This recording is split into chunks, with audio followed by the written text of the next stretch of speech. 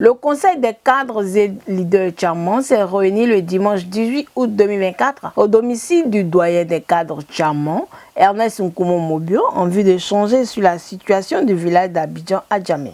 Après un échange d'environ 3 heures d'horloge, prenant la parole, le secrétaire général du Conseil, Abouya David, a donné l'objet de la rencontre d'échange. Le Conseil des cadres et leaders Tchaman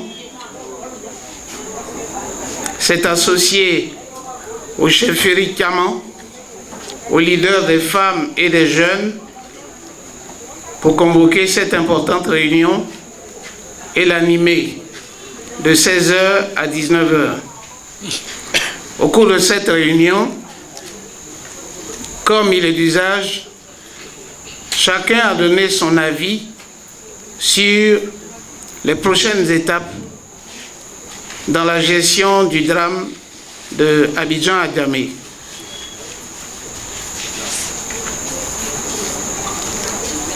Notre doyen, Nana Ernest Nkumo Mobio,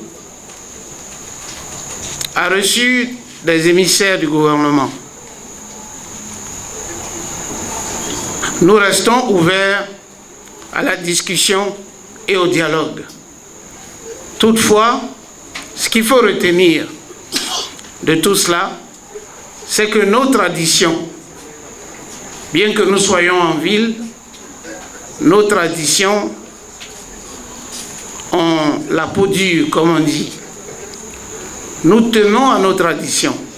Il a donc été retenu que dans les prochains jours, tous les Tchamans, sans exception, vont se retrouver dans le village de Abidjan à Djamé, qui est un village et non un quartier. Tous les Tchamans vont se retrouver pour faire ce qu'on appelle la purification. Parce que des sites symboliques, des sites spirituels ont été profanés. Des trésors de famille ont été ensevelis. Et au-dessus de tout cela, il y a eu des morts. Nous en dénombrons 6 aujourd'hui. Et il y a encore des personnes qui sont dans des détresses spirituelles et physiques. Et pour cela, selon la tradition, nous allons nous retrouver tous. Dès que la date sera connue, elle sera diffusée pour organiser une cérémonie traditionnelle de purification. Les autorités seront informées parce que ce genre de cérémonie ne peut se faire sans mobilisation des personnes de différents villages. Il est donc important que les autorités soient informées et que cela soit bien perçu et autorisé. À l'issue de cette cérémonie traditionnelle de purification, les chrétiens seront appelés à se retrouver.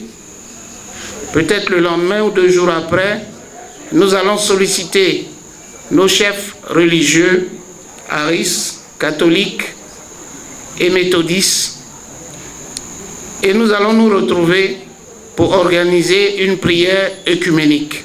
Il faut apaiser les cœurs, il faut apaiser les âmes et reprendre les discussions avec les autorités de l'État. Lorsque chez les Tchamans, on parle de Djamé, ça veut dire c'est là où nous nous réunissons. C'est ainsi que les Bidjans ont Djamé, les Songons ont Djamé, les Kouens ont Djamé. Djamé est donc une capitale. Djamé ne peut pas être banalisé. Djamé a été bafoué, meurtri. Djamé a été humilié. Djamé a été déchiré.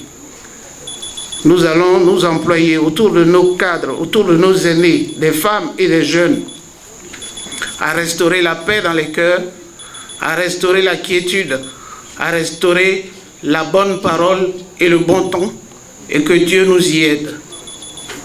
J'ai parlé au nom de tous les Tchamans et à la demande de notre Nana Ernest Nkumo Mobio, qui n'est pas seulement cadre, mais qui est aussi Nana, c'est-à-dire doyen de village et doyen d'Abidjan. Je vous remercie. C'est sur ces mots que puis faire cette rencontre.